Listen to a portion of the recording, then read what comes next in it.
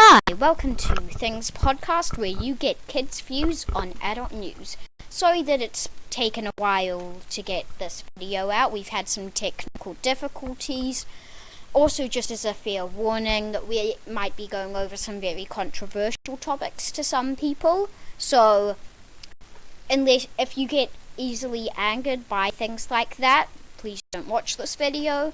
And also, don't leave angry comments. If you want to share your opinion, that's fine, as long as you respect other people's opinions. Going on to our first story, we have the coronavirus outbreak in China. So, some scientists... So, the coronavirus, it started in China, presumably from a bat, and here's a fun fact. It shares 80%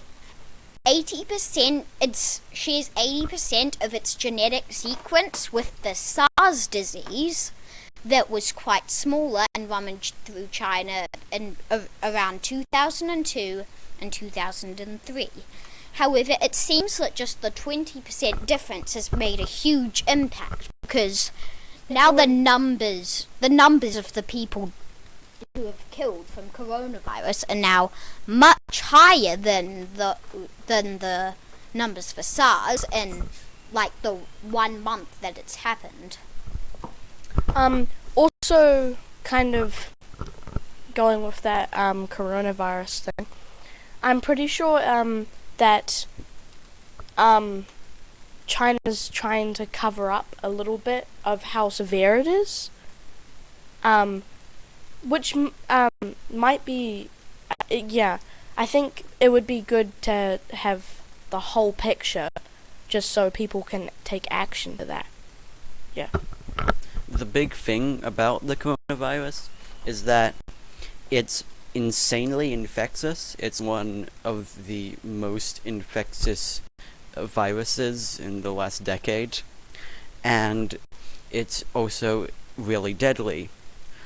And the big problem is that it has an up to 2-week incubation time, meaning if you get it, you won't be sure you have it until up to 2 weeks after you get it. Also, just want to say, it is an airborne virus, but if you want to lower your chances of getting it, it's very important to wash your hands and try not to touch your face. Because even if you get it from airborne, it's still very likely you can get it on your hands, and touching your face after that is very likely to get you sick. There's a link in the description for more kind of things that can help you to lower the infectivity rate, if you haven't. Okay, so moving on to our next topic, we are going to have a debate over pro-life or pro-abortion.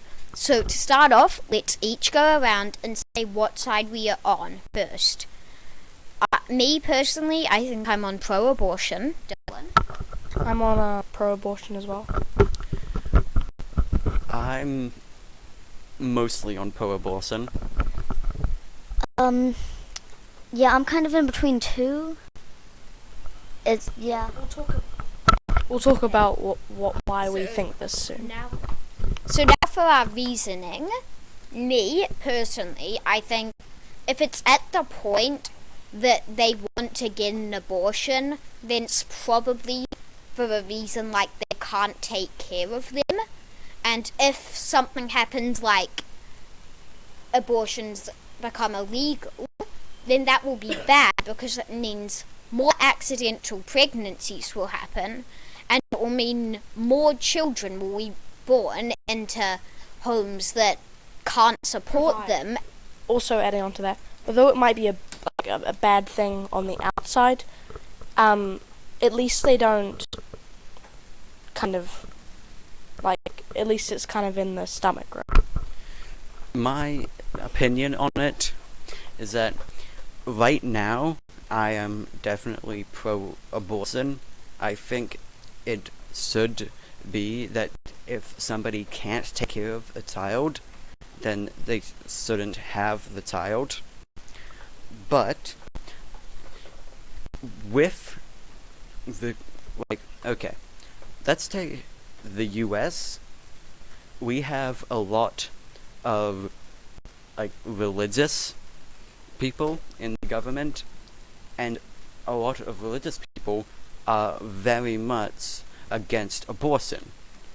I think that if we got a government that is for abortion, then we could make rules on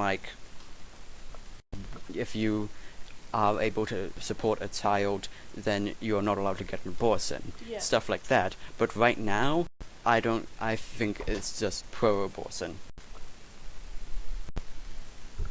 Yeah, I agree with Conory.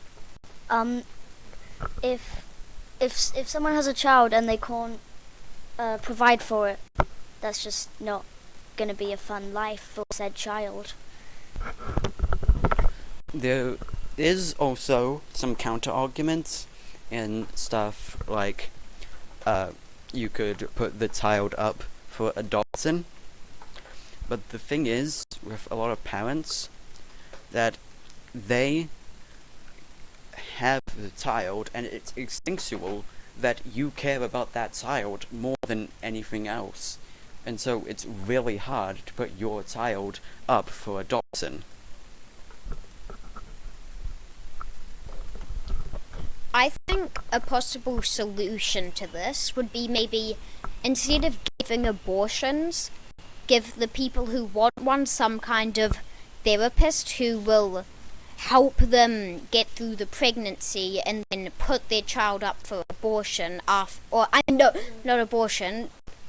adoption afterwards, and just helps them through that process so they don't feel anything too bad and the child gets to live.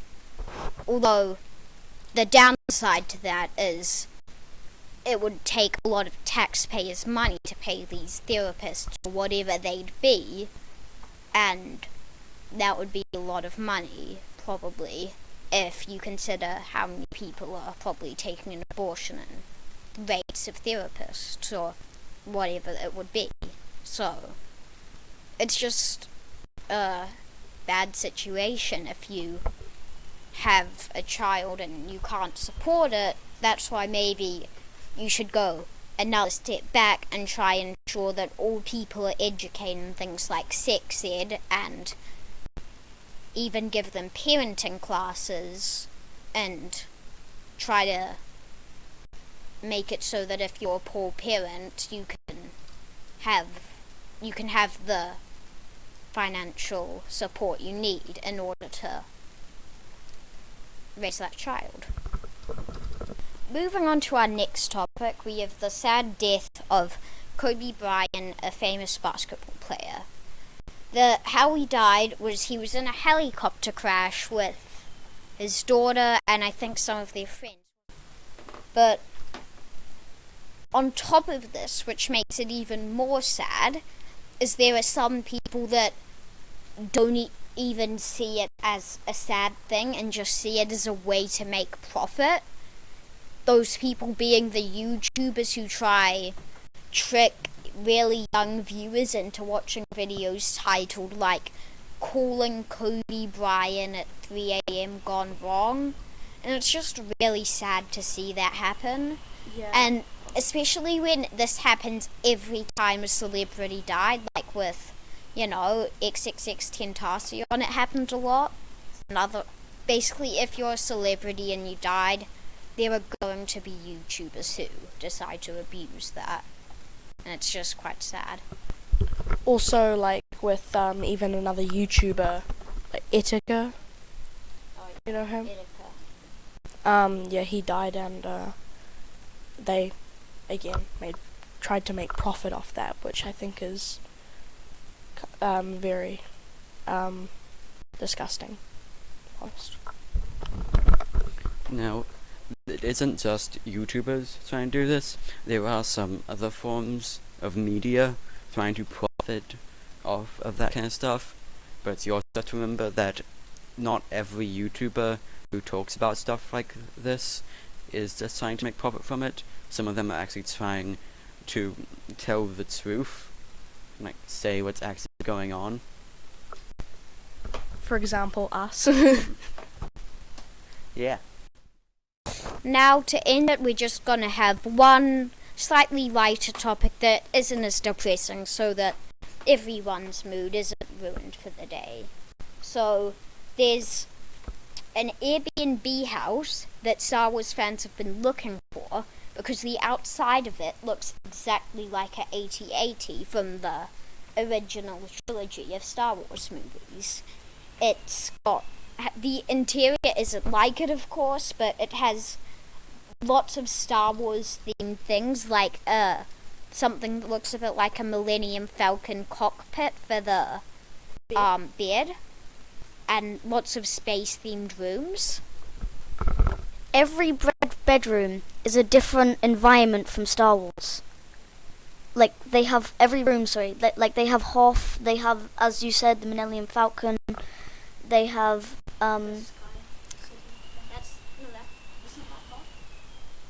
yeah. Oh wait, they have 2 Hoth bedrooms. I think they have an Endor one. They've just got a bunch of really cool bedrooms from Star Wars. The price for this house is $455 a night. However, if you look at it, it can hold 16 plus guests. It has 9 bedrooms, 17 beds, and 5 baths. It is extremely good for only $500 a night. And 100% of recent guests gave the check-in process a 5-star rating. And so it is just amazing. It has kitchen, Wi-Fi, free parking, and an iron. So it's just amazing, Anything especially when you consider how cheap it is. If you're a Star Wars fan, this would be really good. If you want, we'll leave the link in the description, and I believe it takes place in Florida.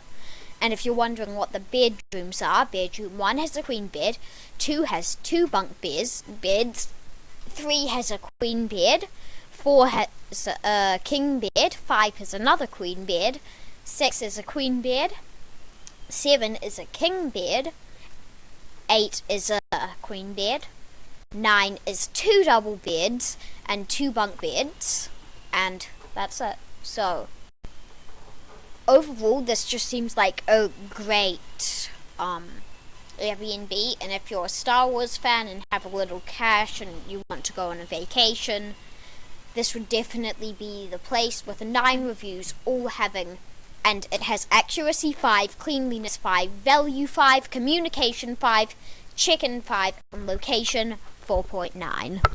Also, it's good just if you want to, I don't know if parties are allowed, but if you want to have a Star Wars themed party, that would be really good, because you can have 16 plus guests. Yeah, so I think that's the end of this podcast.